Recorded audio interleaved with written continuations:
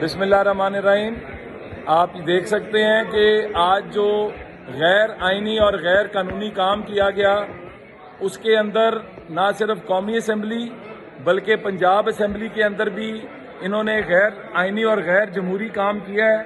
Punjab assembly کے اندر اس وقت 200 سے زیادہ جو ہیں ممبران بیٹھے ہیں اور وہ چاہتے ہیں کہ ان کے ووٹوں کے مطابق فیصلہ کیا جائے.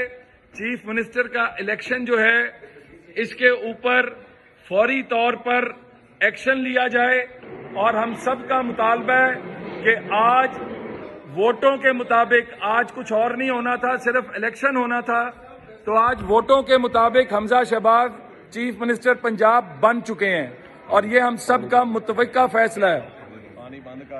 اور اس وقت یہ حالات ہیں کہ انہوں نے مین ہال بھی بند کر دیا ہوا ہے، انہوں